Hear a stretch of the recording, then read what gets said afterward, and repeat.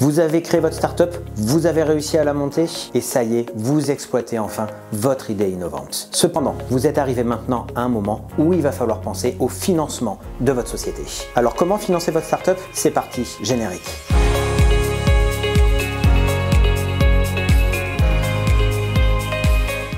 Bonjour à tous, je suis Guillaume, avocat et enseignant en droit, fondateur du réseau e-droit, vos plateformes de services juridiques en ligne. Alors aujourd'hui, je vais vous parler de la levée de fonds pour votre startup. Si vous avez bien suivi les vidéos précédentes, vous savez qu'il faut impérativement choisir la SAS quand vous créez votre société sous forme de startup. En effet, vous le savez, la startup se caractérise par une croissance rapide qui va induire un besoin en financement également conséquent. Cet investissement financier sera nécessaire si vous voulez notamment embaucher des personnes et pour pouvoir consolider vos services ou vos produits. Concernant cette levée de fonds, on en distingue plusieurs selon la taille et la croissance de votre startup. Les premières sont dites pour les jeunes pousses, quand votre startup vient de démarrer ou de débuter. Et puis vous avez une phase un peu plus intermédiaire pour les levées de fonds jusqu'à 10 millions d'euros. Et la dernière catégorie pour les levées de fonds de plus de 10 millions d'euros. Il n'est pas question ici de vous expliquer en détail toute la procédure d'une levée de fonds, car ce serait une vidéo de plus d'1 heure. En revanche, je vais vous expliquer les 3 étapes qui sont primordiales pour une levée de fonds.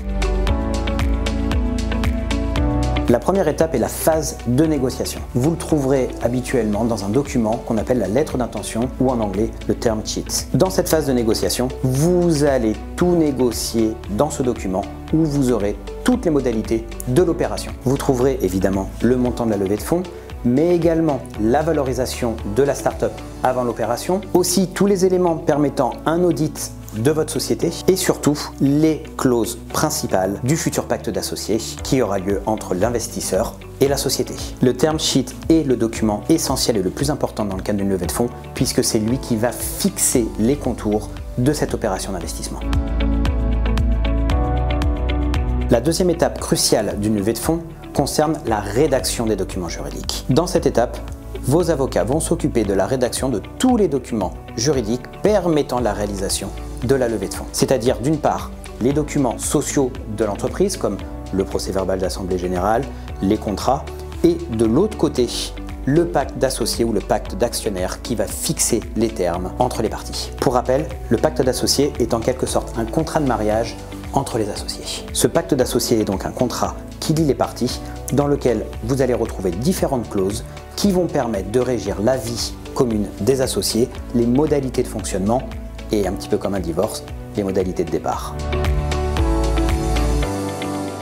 Une fois l'étape de négociation et de rédaction terminée, il y a cette dernière étape qui va consister à une convocation en assemblée générale extraordinaire de tous les associés et actionnaires afin de voter sur ce projet de levée de fonds. Du fait de la complexité de la tenue de cette assemblée générale, elle est pour la plupart du temps tenue par des professionnels, donc des avocats. En effet, il va falloir effectuer un vote formel, des paraphes, signature des contrats et de tous les documents juridiques, mais également la signature des bons de souscription et le plus important, le versement des fonds sur les comptes de votre startup. Généralement, cette assemblée générale se termine par une coupe de champagne ou un dîner de closing qui donne son nom à cette phase. Voilà, vous savez les étapes essentielles pour effectuer une levée de fonds.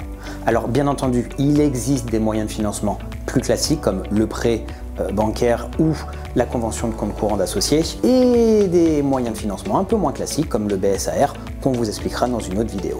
En tout cas, si celle-là vous a plu, n'hésitez pas à vous abonner, à mettre un petit pouce bleu et je vous dis à très vite.